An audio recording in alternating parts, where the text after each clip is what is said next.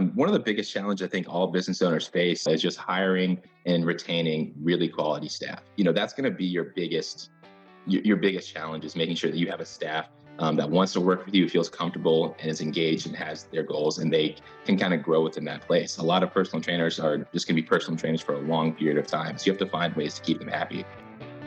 This is the Staying Power Podcast, a show that explores the challenges business owners face as they grow. I'm Brandon Hall. And I'm Thomas Castelli. And together we ask the tough questions to show you that running a business is not for the faint of heart. But if you have staying power, you'll overcome your challenges and achieve lasting success. Hi, everyone. Thanks for tuning into this episode of the Staying Power Podcast. Today, we're joined with Cody Johnson, President and Studio Manager of Chapel Hill Training, a fitness studio that provides individualized training programs to its members, both in person and through their newly launched virtual fitness platform. In today's episode, we discuss the challenges Cody faced as he transitioned from personal trainer to owner and manager, including hiring, retaining, and training talent, remaining competitive against industry giants, and how Chapel Hill Training had to adapt to the COVID-19 era, and more. Cody, thanks so much for taking the time to come on the show today. Would you be able to give our listeners a little information on your background? Yes, my name is Cody Johnson. I am the president of Chapel Hill Training LLC, and we have a small private personal training studio located in downtown Chapel Hill. So that studio setting, it is small, it's intimate, it's primarily one-on-ones and some small group efforts, and we've been open for 10 years now. And I actually started as an intern with them back when I was in college and kind of worked my way all the way up to now being the head and the face of our company. Nice. That's quite the journey. So would you just be able to elaborate a little bit more on how you went from the intern to, I believe now, a co-owner of the company? Yeah, so it is kind of a long journey, but ultimately it started off, I got an email in college from Lauren Cruz, who is my business partner now. And it said she was just looking for interns. And at the time, I was interested in personal training, interested in what it was about and getting real world experience. So I reached out to her. She brought me on as an intern. And she knew my background coming in, that I had actually gone into school wanting to be a business major. But I had switched gears and gone to exercise and sports science. So she and I discussed a lot of just topics related to marketing, related to business management on kind of a really small local level as I was an intern. And then from there, I actually got another full-time job, personal training, once I graduated at a larger studio space. Still kind of similar business model, but they were about 7 years ahead of CHT, or Chapel Hill Training, at the time. So they were slightly more advanced, and it was a really good opportunity to go and grow and develop as a personal trainer. So I was there for about a year and some change. And then Lauren invited me back actually to come back and be the studio manager. So yeah, it's all kind of just compiled. It was really lucky in terms of timing, and also just using the connections that I had previously and kind of expanding on what I had already known and giving someone information on what my background was outside of just personal training to kind of get an opportunity to do that. So that was a little over 5 years ago. And now I've gone in, I figured 2 years in, we're doing great and might as well buy into it and see what I got as an owner. Yeah, so how did that transition work? I mean, did you just work your tail off and they wanted you to be an owner, or was that always part of the conversation from the beginning? Yeah, so it wasn't necessarily a conversation from the beginning. It was at the very beginning, it was that she needed someone to run the studio because she had gotten her MBA and was looking at taking a full-time job up in Philadelphia. And so she wanted someone to come back in and really manage the entire business as a whole and as an enterprise and grow it while she wasn't there. And so from that kind of genesis, I got to see a lot of the behind the scenes work that went into business ownership. So I got really lucky. I guess we both really got lucky. I got lucky because I got the experience of quasi being an owner and having this entire business under my wing. And the way I viewed it as, I'm going to work on this like I do own this, because this is, my baby. This is, I get benefit from it just doing really well. And it, spiraled and started doing well. And about 2 years in, I was like, well, it doesn't make any sense for me to continue doing this if I'm not going to have a piece of the pie at the end. And, she agreed, and she was all for me buying in. And in that conversation just basically went, if you want in, here's the price. And I was like, all right, I'm buying, let's go. And so we've been on that journey together as co-owners for a few years now. So going from employee to owner is a mental shift. It's one of the prior episodes of the Staying Power podcast, we interviewed my business coach, Coach Jeff. And one of his favorite things to remind me of all the time is when you are the owner and you're charging up the hill, right? And you've got that big army at the top of the hill that you're attacking. you're halfway up the hill, you realize you're toast. There's no way you're going to win this. Well, owners are forgotten country. They're going to keep going, right? But employees at that point, they're mercenaries. I mean, they wear your patch, but they're paid to wear your patch. So employees are going to see that impending doom and be like, I'm out. And employees might say they're out at different levels, right? Some might make it 90% of the way. But at some point, I'm out. This isn't for me. So what does that mental shift look like going from employee to owner? I mean, what were some of the struggles that you faced initially and how'd you get over them? Yeah, it was a huge shift, honestly. And I had, very quickly was hitting every single shift in the different hats and responsibilities I was wearing within the company. So coming in from just being a personal trainer to a studio manager, it was going from, all right, I work on the day-to-day stuff. I get to see the clients, I interact with them, get to understand like their programming and their needs and stuff. But now I'm taking it a step up, and now I've got to understand the career goals, the challenges, and everything that my employees are ultimately facing, and how do I get them to interact and build a community and build an aspect that's going to ultimately help our clients and our customers have the best experience. So it became kind of this next step up where, now I'm looking at, instead of playing checkers, I'm playing chess. Like, how am I getting my team to interact well enough to make us have this good outcome? And also, like you said, charging up that hill. I know people I know there are points when I was personal training, I was like, man, I don't even know if personal training is for me anymore. And so then I'm at this step where it's like, well, how do I encourage people who may be at that point? Why are they hitting that point? What are the things that I can do as a business now, a studio manager, to help get them beyond these kind of steps that they're at? Like, why are they facing this decision of not wanting to keep going? What can I do to change those interactions? And it's a really cool, I would say, if my business partner had to give me feedback on ways that I've grown, to probably say that that's one of the biggest ways that I've grown. It's just expanding the way that I think about business ownership and business management beyond just like, what are the day-to-day operations that you can do and like kind of take off your task list. Really insightful there. I know one of the things you kind of mentioned is creating like a career path, career growth for the staff that you ultimately have working for you and you're managing. Would you be able to take us through a little bit of those challenges there? Yeah, absolutely. So one of the biggest challenges I think all business owners face, and I've heard this by many people on your podcast, and then also just people that I talk to as well, is just hiring and retaining really quality staff. So in the personal training industry, that's going to be your biggest challenge, is making sure that you have a staff that wants to work with you, feels comfortable, and is engaged and has their goals, and they can kind of grow within that place. A lot of personal trainers are just going to be personal trainers for a long period of time. So you have to find ways to keep them happy. And they're going to be the ones that are interacting with your clientele and the people who are paying your services.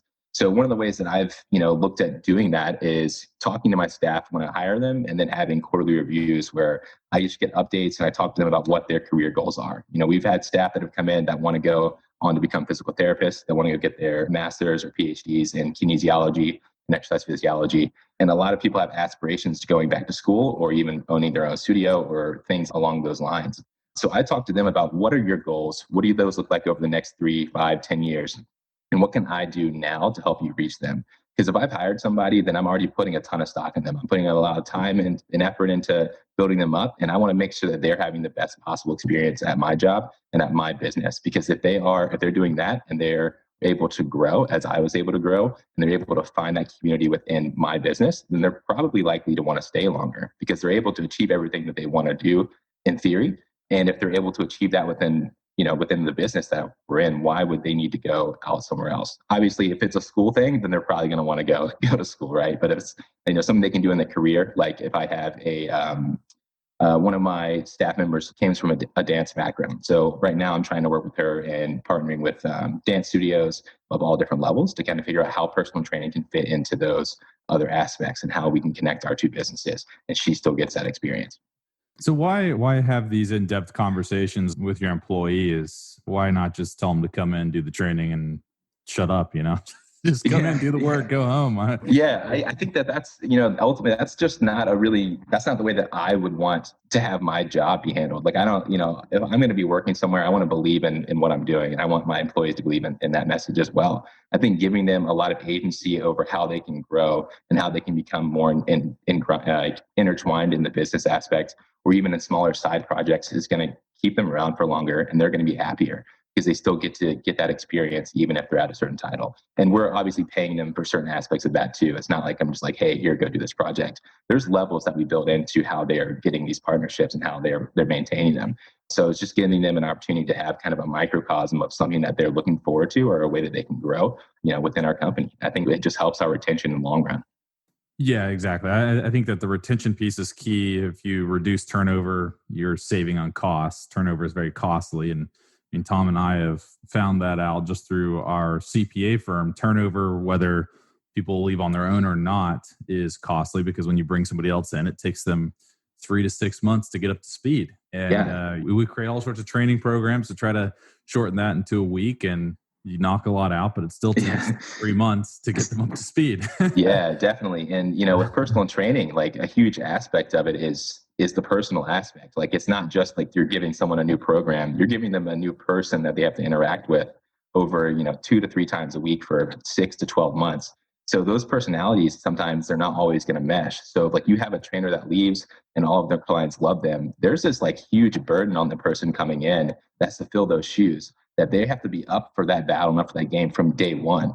And so there's always this option where it's like, if I can just retain this person that these people are already in love with and they're going to stick around for a while, why would I not do what I absolutely can to keep them as long as they're performing and they're doing well? What type of challenges do you face with talent retention? Like, what are the things that make them say, I don't want to do this anymore and I'm going to go find somewhere else to work? Yeah, man. So one of the biggest things in personal training is just burnout. And when I was starting as a manager, one of the things I wanted to go in was I wanted to try and create a studio or an environment where we were going to be fighting against burnout. You think of personal training, a lot of times, I guess this is more of an outside of COVID world, but you're really looking at like you're up early because people need to train before they go to work. And then you're also working late because people need to train when they get off of work primarily. So, you might be up at 5 o'clock in the morning, and then your first training session's at 5:30 or 6, and then you'll train in the morning. You have like a couple hours here in the middle of the day to eat lunch, maybe work out yourself, and then you train a lot from like 3:30 p.m. all the way until 7 or 8 p.m. So doing that every single day, especially if your title is just a trainer, you're working 12, 13-hour days, 5 days a week, and then occasionally a weekend, like a Saturday or Sunday. So the biggest challenge is figuring out how can I get my staff out of that routine where they can make sure they can get enough sleep, they get enough time away from the studio and have a great work-life balance. And then they're going to attribute that to our studio and they're going to want to stay there even longer retention-wise. So that was my first goal, was really, how do I create a business that's centered around employee happiness? Because that's going to create happiness for our clientele and our customers. I just want to circle back real quick on something else in your journey, and then we'll probably end up getting back to all this. But when you made the shift from employee to owner and manager, how do you balance, like, you were a trainer at some point, right? How do you balance your responsibilities as a manager and as an owner of the firm with your responsibilities of your personal training relationships you had with clients? Yeah, so I still train some clients. I still have, about varies between like 5 to 10 hours of training with some of my clients per week. So it's not a ton, but it's enough to where I still get to interact with these people and kind of get that insight on what it is day to day to still be a trainer. I don't ever want to forget that aspect. I want to still always have that. So when I'm talking to my staff or I'm hiring new people, I still have that, like, I know what you're going through. I know where you're at. I don't need to say like it's way back beyond there. Any policy changes that I'm making from a managerial ownership level, I know how it's going to impact you day to day because I'm also there day to day. Still get to interact with you guys in that level. So I guess your question was changing of the hats, right? Like how did that impact it on an employee level? I guess I looked into what I was feeling as an employee, like what were some of the challenges that I was facing? Because I know these people are going to be facing that too. And I looked at it as, each level, if I was the owner or if I was the manager and I was going through this problem, how would I solve it?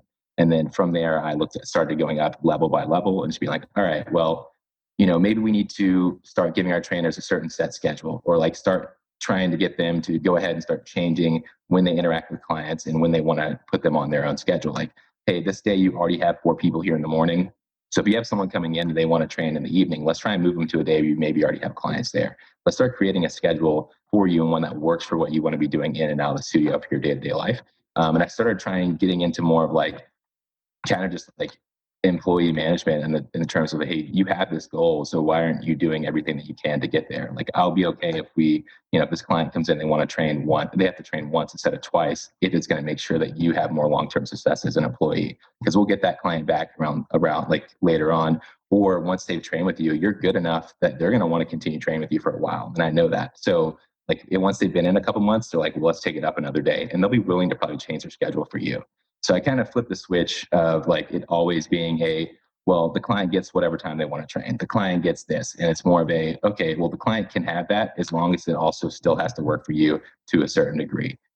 That makes a lot of sense. And I guess, would you say that in order to make that happen, in order to be able to facilitate that for your employees, that, kind of like what you said before, you did have to take a step back from personal training yourself, and you couldn't wear that hat as heavily as you once had? Yeah, absolutely. There was, a time when I was training just as much as our highest, our trainer with the most hours, and I was also doing my managerial tasks. And there was definitely a drop in quality. I noticed not only with my training, but I wasn't able, to look at the problems and issues that we were facing, or that my employees were facing, or the business was facing, as much. I just didn't have the energy or the time to do it. So I definitely started backing down on my training in order to look at what do we need to change on the back end to ensure that we're successful long term. It was definitely a tough switch. Yeah, I think everyone goes through this. If you're starting off as your owner or your manager, and you are kind of in it, you're creating the product that you're selling, and you kind of get locked into this. Well, if I keep going up, our numbers going to keep going up. We're just going to get locked in as much as we possibly can.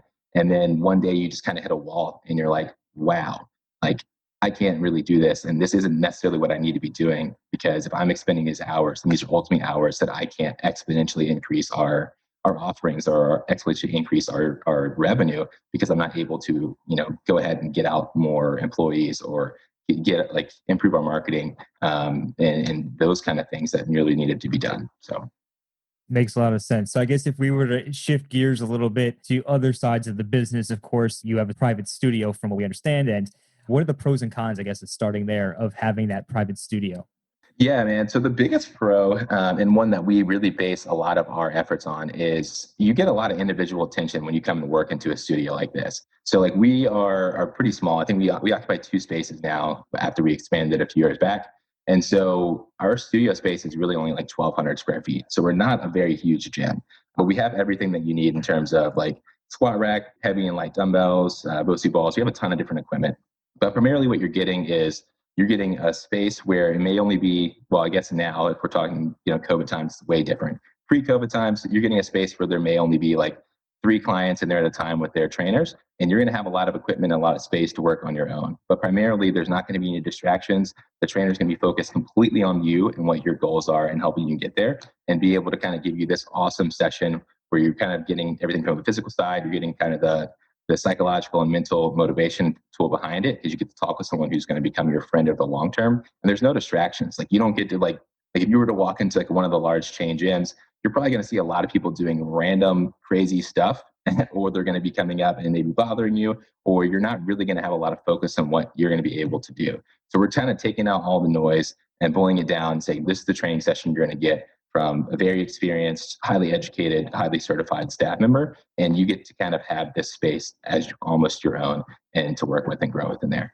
How do you sell people that are interested but skeptical, if that makes sense? Why would I need a personal trainer? What does your sales pitch typically look like in that case? Yeah, it varies based on person to person. Everyone's goals are going to be different, but usually what happens is people come in, they're like, well, I'm not really sure if I want a personal trainer. And it's well, what are your goals, and why haven't you reached them yet? A lot of times when I'm talking to people about their goals, I really got to get, if it's me personally, and I teach my staff a lot of this too, is what does it mean when you say, I want to lose this much weight, or I want to kind of get down to this body fat percentage, or I want to exercise this often? Why do you want to do those things? And then why haven't you accomplished them yet?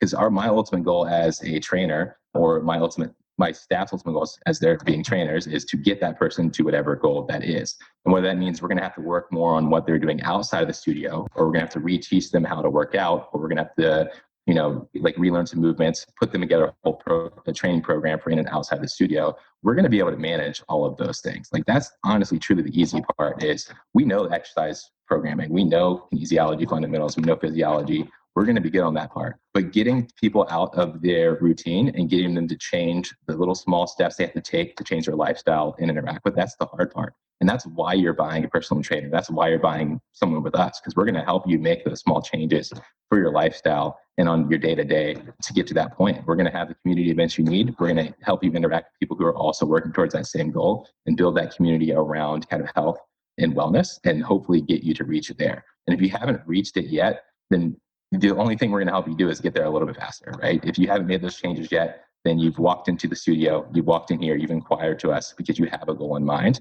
and we're going to help you get there. So how does all of that translate into your marketing, especially as it compares to like the Orange Theories of the world? Like, do people, or maybe talk to us a little bit about the journey that clients typically go through before they land on you guys? They typically hit the Orange Theories up and all those subscriptions up and then realize they need something else, or how does that play into your marketing strategy? Yeah. So if we're thinking of like the Orange Theories or the F45s or any of these giants that have kind of emerged now, a lot of what they do are like nationwide programming. So whatever branch you go to, you're going to be doing the exact same workout as 100,000 other people. And where we kind of fall in is not everyone is made or is able to do the same thing that 100,000 other people are supposed to do. That's not really how exercise is always going to work. There are certain things that people that will benefit people, yes, that are like very obvious, but there's a lot of things that people don't really understand about how their body functions, that they might not be like the thing that they're doing might not be the best exercise for them at the time. We actually specialize and we work with a lot of people who are working alongside physical therapists, have a lot of movement concerns or issues like their health contraindications and stuff like that. So we're slightly more specialized. So people are coming into us, oftentimes they are scared. Like they don't really know what they can necessarily do exercise wise. Like they don't want to get hurt. And we're there to kind of show them that there's so many things you can do outside of just like, hey, go do 100 burpees. That doesn't necessarily equate to it being a good workout. There's a lot more beyond that for it. And that's kind of where we're there to like show people and give them that knowledge. Really interesting. So do you find that partnering up with the physical therapists and dance studios, do you find that those are great ways to scale, or how do you market the fact that your business exists? Yeah, so we do a lot kind of in that regard. We do like campaigns on social media with local other businesses, like posting about certain events that we have going on or things they have going on, or even creating events and partnerships with those businesses at the time. So that way, if we're like intertwining with them for we did a outdoor workout called Saturday Sweat, and we partnered with a local restaurant downtown in the apartment community. So our kind of gain was we're providing this service on site at your place, and we are let's do the social media campaign for 2 weeks, and hopefully we'll get in front of an audience that we wouldn't necessarily have access to, but then we're also not having to necessarily pay for on the other end. We're already getting to show them what we're doing on a day-to-day basis and what kind of event that we're doing. So we do a lot of marketing there because I find that we're not going to have the budget that Orange Theory F45 has. It's just not going to happen. So, bidding on AdWords or even, Facebook ads, Instagram ads, like it's going to take us a lot of resources monetarily to kind of get that boost and get in front of a ton of people. But what we can do is more targeted campaigns, almost like an influencer type deal to kind of get that free exposure through social media or in that regard that way.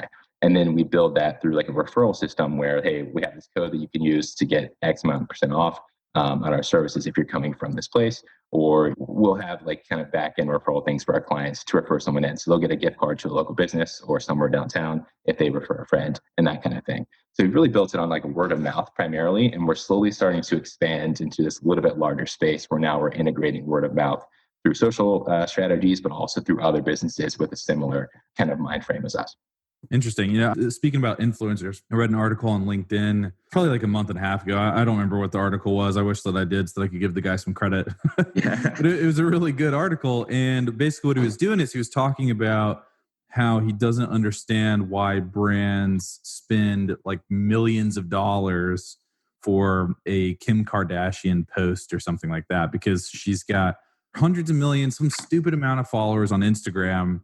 But when she posts, the likes that she gets is like 1% of her total followers. But then if you look at the actual engagement, which he believes is the comments, she only gets like a couple hundred comments or something, or 1,000 comments, which it was like a 0.1% engagement rate, which he was basically just like that's crap.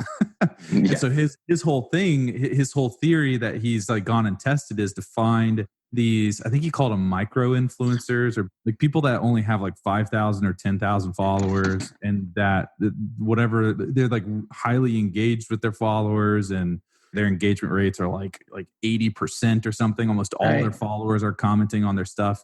You kind of mentioned some influencer stuff. I guess I'm just full circle trying to get to the question of what has your experience been working with influencers, and do you do anything on like Instagram, or how does that look? Yeah, so we're kind of just slowly getting into that space, but yeah, we've done a couple things with. We actually have one going on now with a local influencer in Chapel Hill, and we're starting to get in that space as it is. And for us, I think it'd actually be really good if you look over social media, you look over that a lot of lifestyle things are centered around health and fitness anyway, right? People are really interested in health and fitness. It's something that impacts everybody, no matter what race, gender, ethnicity, whatever you are, you're going to have to do something health and exercise related.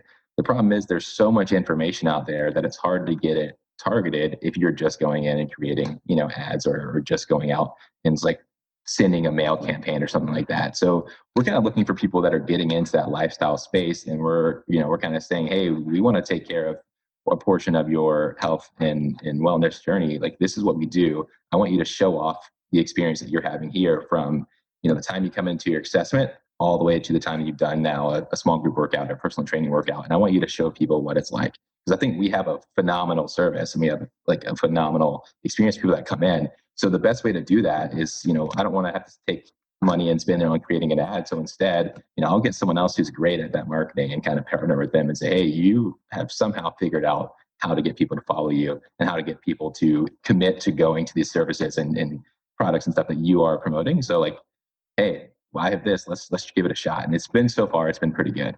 And I think it's just an easier way to get targeted engagement.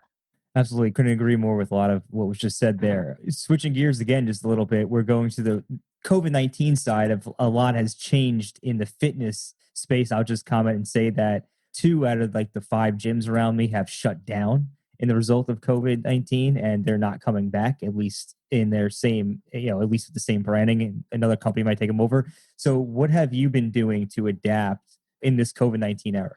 Yeah, so we've done a lot, honestly. We have kind of, I don't want to say overhauled our strategy, but we've kind of overhauled our strategy. We were forced basically to switch to an entirely virtual setting. We weren't able to bring clients into our studio. We're really able, you could interact outdoor, but it was for the first probably 6 weeks, if you remember back then, people weren't going outside of their house. They weren't interacting with people ever. So that's a really hard thing to do when your entire business revolves around seeing people 2 to 3 times a week in person in a studio, and all of that shut down. So we really quickly made the decision to switch over to a virtual format. So similar to what we're doing now, we started setting up via Zoom. And from day one, when we were ordered to shut down and the state of North Carolina was ordered to shut down, we said, hey, I sent out an email out to all of our clients, and I was letting them know ahead of time in the weeks that we were seeing them, like, when this order comes out, we're not changing anything about our times. We're not changing anything about our schedule. We're not changing anything about our services other than it's going to be virtual. Like, we're still going to plan to see you through your phone screen or through your computer screen at this specific time. And I think that, it was a big change, but it was a really small way to do it, was just saying, we're still going to be here to create this structure for you. Health and fitness doesn't have to stop. So we're going to try and keep this and keep some sort of structure in your life. And we're going to keep this fitness aspect for you. So still show up. And we had a lot of people that did switch over to that, and they tried it out. They took that leap to saying, you know what, like, I'm not going to be able to go anywhere anyway, so let's give it a shot. And we had a lot of good feedback from that, and people were loving the virtual workouts. They were kind of getting used to being at home and the creativeness that we were having with that virtual setting. So from there, while we were still doing that, we also created an on-demand app called Chapel Hill Training On Demand. We already had a little bit of virtual setting through that, but we started putting together workout programming and things that we could do and add on for our clients, because we knew that they probably weren't going to exercise quite as much as they were previously. Maybe they needed extra motivation. So put together this on-demand service where now they can access over, I think it's 60 or 70 workouts now, like at any time that they need to, with a variety of different equipment. So we've got resistance band programs, dumbbell programs, body weight programs, like that kind of thing that our clients now all have access to just by, training with us. We've gotten some really good feedback on that as well. And then we started a Saturday virtual community event called Saturday Sweat. So just, there wasn't really anything going on. So people needed something to look forward to. So, I got out my DJ tables, I got one of my staff to set up, a camera at their home, and we started doing a live DJ workout. Something we'd done in the past, but we were able to do via Zoom. And it just gave people something to kind of look forward to. So, my whole thing going into it was, how do we create this structure that people need when it comes to health and fitness, but now we have to switch it over to virtual. So we took everything that we were doing basically in person, and I was like, I think we can do this virtually. So let's give it a shot. I told our clients, if you guys are willing to stick with us, I promise you that it's going to be really well done when we get there. Hold it out for a couple of weeks, give us time to assimilate, and you're going to have a great time. And so far we've had that. I think I just sent out a survey a couple of weeks ago, and it was something like 70% of our clients that are training said they don't even want to come back into the studio when we open. They're perfectly fine with doing virtual, outdoor training. They absolutely love it. It's super convenient.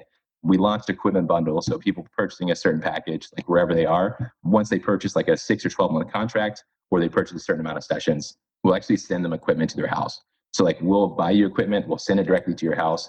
We'll show up at whatever time we need to be there, and you still get to get your training session in, and you get a variety of equipment. And it's people are great. I don't need to leave my house. I can, stay away from COVID, and I can still get my training session in. And it's been really, really, really well received, and people have just enjoyed it a lot. Where are you buying dumbbells these days, man? So I've been looking around for dumbbells for months. So, don't get me wrong. It sounds like it was way easier than it was. That's why people are joining it, because they're like, this guy can get dumbbells. I can't get any dumbbells. I wish I could. I do. I think I could find some, but we actually moved away from trying to send people dumbbells and kettlebells because it was impossible to find them. It was crazy expensive. But there's a ton of other equipment out there that you can use, right? And so effectively, I looked for equipment that could be used in a variety of different ways and said, hey, these are things you're using at the studio. They're relatively, I don't want to say cheap, but you can get them a little bit cheaper, and we can get them to your house so you can use them there, and it'll be somewhat familiar, right? Have you acquired new clients during COVID on this virtual platform? Yes, we have. I don't have the exact metric on that, but we have actually gotten new clients throughout this time. People that were just looking for ways to train and still need a little bit of help. There's a lot of people that are, I think, that are holding off for they've just been waiting and waiting. Hey, it's only going to be a couple more weeks. And now we're 6 months in, a little bit over that. And my whole thing is, hey, it's not going to be a short-term thing. We need to always plan for the long term. Need to always figure out how we're going to, maintain what we're doing. So I think there's a lot of people out there that are still kind of waiting for it to be over, and when they could go ahead and start getting into training now. So we're trying to reach those people. Hey, you have an option still. We got you. So I definitely want to talk about. I want to continue the conversation on scalability in a virtual type training model, because I think that's really cool. But before we do, I want to go back to the kind of what Tom was sort of talking about, where gyms have shut down and all of that. I mean, when COVID was first starting to break out, were you flipping out? I mean, yes. Yeah. I mean, we were flipping out, and we're virtual CPA firms. I was we were looking at restaurants and bars. I'm oh gosh, I didn't even think about the gyms. And yep. Yeah. I mean, what was that like? Walk us through that sort of the psychological process of going from, crap to, okay, we're going to be fine. Yeah. So there was definitely the this could get ugly type deal, right? And one of the things that I wanted to make sure that I didn't do was have that mentality in front of my staff. I didn't want them to see that I was scared and that I was worried, because I needed, for that instance, to let them know hey, I'm still going to do everything that I can to make sure that y'all have a job and you're sticking with us, and that we're going to make it through this time. There's this saying that I had with them that was some places aren't going to make it, but that's not going to be us. We're going to do what we can. I'm going to make sure that I give you guys a pathway forward, and whatever that is, we all have to get behind it as a team and as a group. And we have to throw everything we got into it, and that's how we're going to make it. And so, every so often, every couple of weeks, it'll just be kind of wake up in the morning and be oh crap, man, this is I can't believe we're making it. I mean, I can, but it's still just I would really, really wish this is over. So it's still going on for you guys. I mean, you guys are still kind of. Yeah, we just were allowed to open last week. We just got the order that the gym could open last week. But, beyond that, we're still fighting everything that there has to do with COVID. There's still a ton of people that don't want to interact with those on a day-to-day basis. There's still a lot of people that believe going to a gym is really is really, really unhealthy, and there's a really higher chance for you to get COVID. So we're still working on ways to kind of figure out what we need to do to get people to be there in person. But luckily, since we've had such a good adoption for our virtual services, we're able to maintain a pretty high amount of people on them. And we're kind of keeping that on site and as a tool that we can use for the long term. Like these things that we put in place, they're not going anywhere. We're going to keep, virtual and outdoor training going for as long as we need to, because people feel safe and they feel comfortable doing them. I know what it's like to, like, as an owner, feel like the world is collapsing around you. And I'm sure that you've experienced that going through COVID. So how do you pull yourself out of that, at least when you're facing your staff, and give them the front of, we're going to be good? How do you psych yourself out for that like staff meeting or conversation? Yeah. Honestly, it's just because I actually I have a really, really, really good staff. I spent most of my time that I've been a manager and owner, the most amount of my time that I've spent is like staff development and hiring and trying to find the people that I thought were going to be the best for the job and going to stick around and be with us for a long time and can take care of people. So really what it is I believe in them to get past whatever they need to, whatever obstacles that are there. And I'm just going to try and give them the tools to be successful with that. And I think that just being able to really trust them and know that they're going to take everything to heart and they're going to work as hard as they possibly can and give people that great experience. I think knowing that going in always helps me kind of be like, you believe in them, they believe in you. Like, so whatever we do, we're in it together and we're going to make it work. There's no failure option. I think that, with that mentality, we're really going to make it. We're going to do, good things. So. Awesome. And I know you do have an offer for those people out there who still can't work out, who may be interested in your virtual training. How can our listeners, if they're interested in that, how can they learn more about that and get access to it? Yeah, absolutely. So we're doing a 3-week trial of our on-demand service. It's called Chapel Hill Training on Demand. And so what you'll do is you can just go to our website, which is chapelhilltraining.com. And there will be a pop-up when you first go there. And you'll click the middle of it, which is subscribe to our on-demand service. And you can use the code STAYINGPOWER in order to get that first week off for free and check out just our our on-demand platform. And from there, if you're looking for more targeted approach, then you can definitely inquire on our website about personal training at home on a virtual format. Or if you're local and are in the area of Chapel Hill, we'd love to have you there. You can come by our studio, or we can do an outdoor session for you there. That's really cool. And before I let Tom wrap us up here, how do you plan on growing the virtual services out? Like, what's next for the virtual workouts? Yeah, so for the on-demand service, I've hired somebody kind of internally. She was working on our digital marketing and social media platform, and she's a phenomenal asset to our team. Like, she started as an intern. When I hired her as an intern, I was like, I need to keep this person around with however I can on our staff because she's outstanding. And so this is one of those projects that I was like, I don't know that I can put enough time and energy into this by myself to make it grow and to really get it to the point where I think it's going to need to be, because I'm looking at, expanding it to hundreds of workouts on there, getting targeted programs within each one. So if someone comes in with a certain goal, they know what plan they need to follow, daily outreach, gamifying it to a degree of like, if we have a month-long program and we have goals that we're going to hit, each week there's an objective. Each objective earns you a certain amount of points. And then at the end, you get a prize. And those prizes will be integrated into our other services. Like, you may win like a 5-pack of personal training, something along those lines. And we're currently doing that, but it's a lot of front end work. And I know that I don't necessarily have the time day to day to do it, but I have someone on my staff that potentially does and would be very, very good at kind of organizing and keeping that there. So my goal right now is integrating this person into our company, but also integrating her into this kind of new service that we're offering, kind of like the opportunity that I had, and giving that opportunity to her and helping her kind of learn and grow in certain like project management aspect of it. And I think she's going to blow it out of the water. Fantastic. So we ask everybody who comes on this show this question. Has there been any particular challenge you faced along this journey that was so treacherous, so bad, that made you say, you know what, I'm going to hang this hat up and just go be a personal trainer? I don't want to be a business owner anymore. I don't want to be a manager. I just want to do my personal training and call it a day. Does coronavirus count? Because I mean, yeah, that would definitely be the one where it's like, oh, there's so much going on. But honestly, it's been and I don't want to say a good experience, but it's been a huge learning curve and experience for me. It's been hard, but it's been one that I think, navigating it has helped me grow as a business owner. Otherwise, pre-COVID, there was a stretch where we had staff that were leaving because they were going to grad school or going to get a PhD, and trying to find someone long-term that I needed to take over that clientele was a hard point. Like we had like so many clients coming in, but it was almost impossible to capture them because I couldn't find that one person I was looking for and like to get on our team. And like that was like the struggle where it's like, good Lord, I wish hiring was easy. I think every business owner out there would just say, I wish hiring was easy and someone could just be really good at it. And luckily I found that person and they've been phenomenal, but it took a while and it just was like this grueling process. And maybe I was being a little bit too harsh on people that were coming in, but it was just like, okay, like once I get to this point, we're going to be great. But like I have been doing this for a couple months, 3-4 months looking for that person. And I was just like ready, just be like, I don't want to do it anymore. Like I would rather just go be a personal trainer, someone hire me and I'm just going to go and clock in, clock out. But luckily, made it through that and it was all good.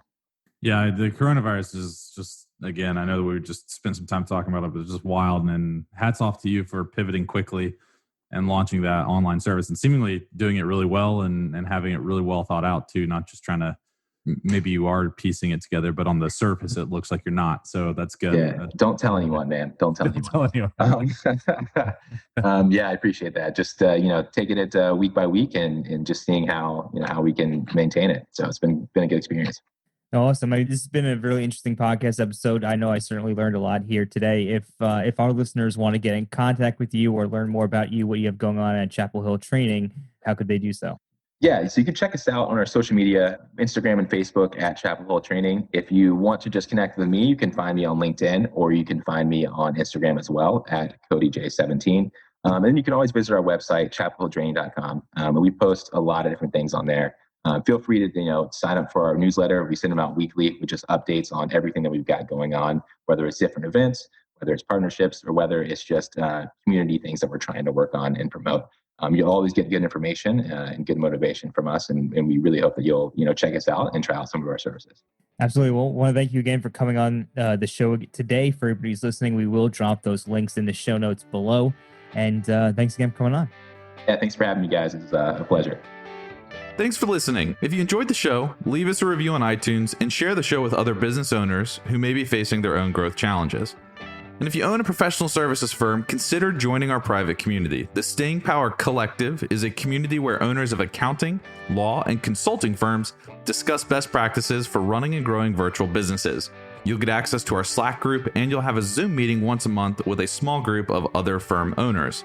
To apply for the group, head on over to www.stayingpowercollective.com and fill out the brief form. And if you have suggestions for future topics or guests, or if you have general questions or feedback, send us an email at contact@stayingpowercollective.com. Thanks so much for listening and have a great rest of your week.